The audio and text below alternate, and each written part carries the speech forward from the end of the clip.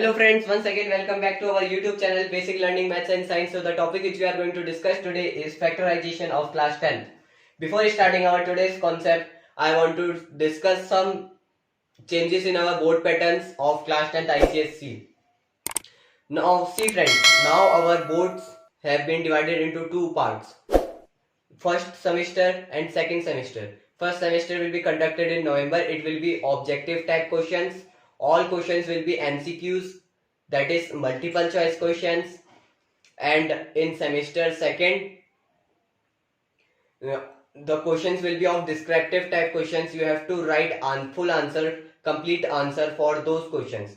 So firstly, our first semester is in November, for which we have to prepare very excellent.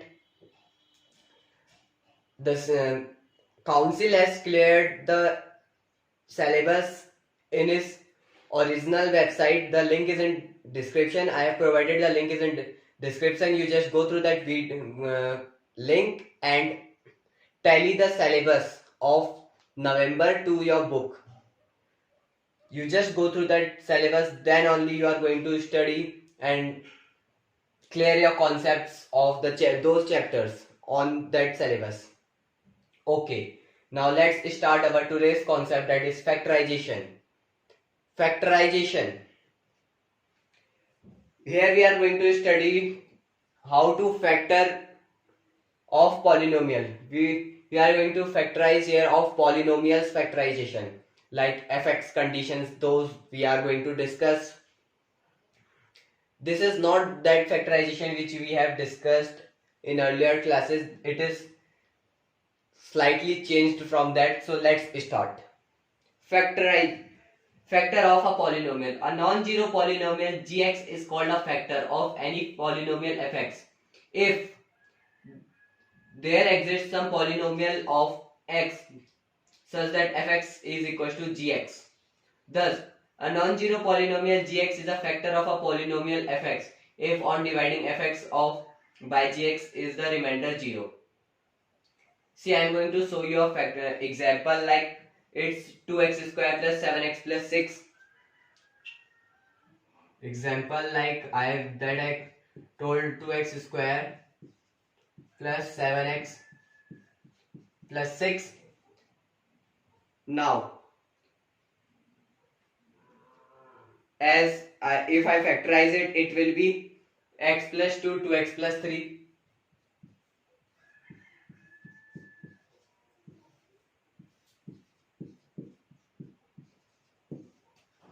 If I will factorize this by midterm splitting or Sridharacharya's formula, then it will be equals to this. Of course, it will be. Now, what I was telling you. Now let's see. Therefore, x plus 2 is a factor of, if it is middle term splitting, we have done factor. So simply we can say that x plus 2 is a factor of this. So here we can say this is 2x square plus 7x plus 6 is fx. It's fx.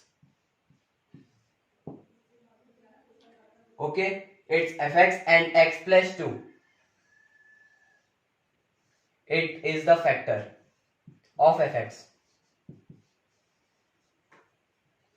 Factor of fx. And it is also the factor of fx. It will be also the factor of fx. See, here he means to say that if we keep it is the factor of fx, so if we will keep the value of x minus 2, then it will be solved and the answer will be, remainder will be 0. See, if it is factor of fx, that means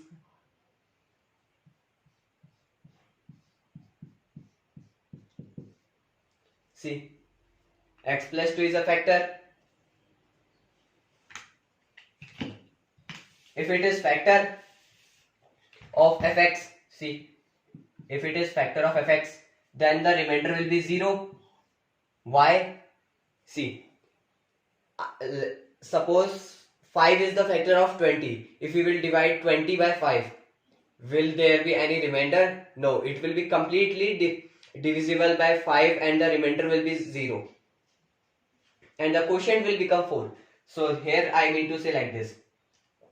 So remainder will be 0. If it is divided by this, so remainder will be 0. So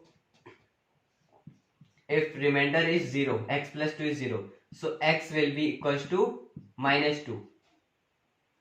X will be minus 2. And now if we will keep the value of x minus 2 in this term, so it will become 0. Let's substitute the value of x equals to minus 2 in this term. 2 into minus 2's whole square plus 7 into minus 2 plus 6. See, 2 into minus 2 into minus 2's whole square will be 4, positive 4, plus 7 into minus 2, it will become minus 14, plus 6, 4 2s are 8, minus 14 plus 6, 8 plus 6 equals to 14, 8 plus 6 is equals to 14. So 14 minus 14, 0. See, it became 0. So we can say that if it is the factor of fx, it is not fx, we just let it. We let it. Let fx is equals to this. If it is fx and it is the factor, x plus 2 is the factor of fx, then x plus 2 will be equals to 0. If x plus 2 is equals to 0, then x equals to minus 2. 2 will be transposed there, so x will become minus 2, and if we will keep the value of x in this fx, so it will be 0. So its value will become 0. This means to say that it is a factor of fx. Now we are going to study remainder theorem. See guys, remainder theorem, we have to find the remainder of a polynomial without dividing it through remainder theorem. How? Let's see. If a polynomial fx is divided by x minus alpha, then remainder is equals to f alpha. Yes, I have told you, if a polynomial is divided by fx, if a polynomial fx is divided by alpha, x plus alpha, it is divided by x plus alpha. Okay, fx is divided by x plus alpha, then it will become f alpha.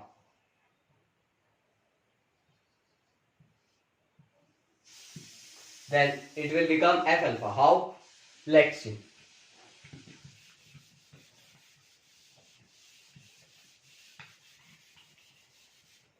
See guys, I have told you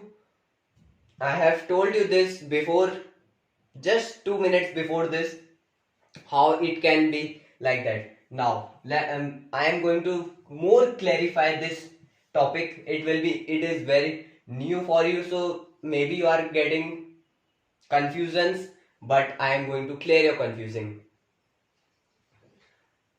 See, I am going to prove you how it become. See, I have told you na, what I told you, that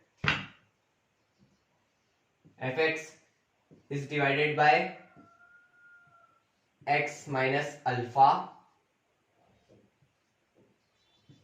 so it become f alpha. Then how it became, I am going to show you how it became. Now I am going to prove you. By division algorithm for fx and x minus alpha, there exists unique quotient qx and constant remainder say c, such that fx is equal to x minus alpha if fx is equals to x minus alpha, I have told you this before.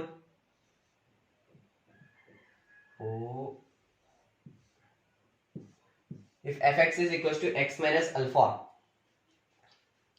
this means x minus alpha is the factor of fx. If x minus a is the factor of x minus alpha is the factor of fx, then the remainder will be of course 0. It is 0.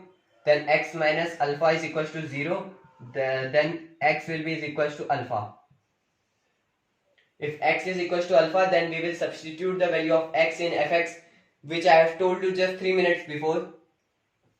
So it will become f alpha.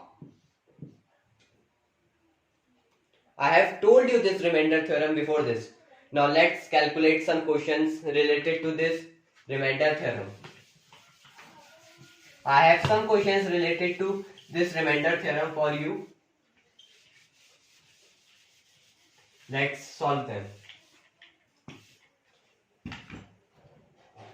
Like the question comes in your book, find the remainder on dividing fx by x plus 3 without actual division, where fx is equals to 2x square minus 7x minus 1.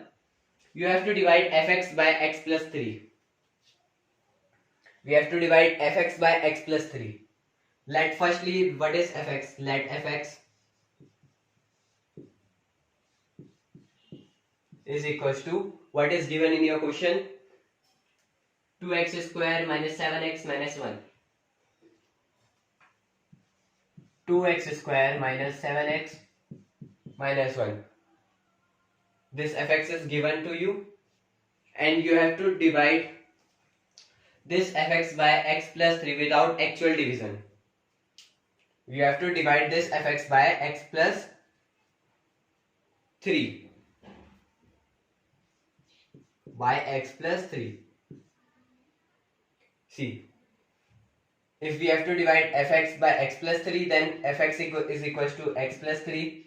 By remainder theorem, fx is equals to x plus 3. X plus 3 will be equals to 0. So x plus 3 is equals to 0, then x will be equals to minus 3. This implies f. We will substitute the value of x, which is minus 3, f minus 3. We will keep, instead of writing here x, we will write now minus 3. We will substitute the value of x is equals to minus 3.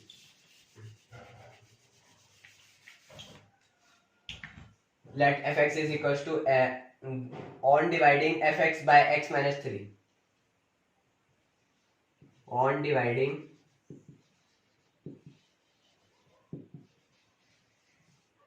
fx by x plus 3, the remainder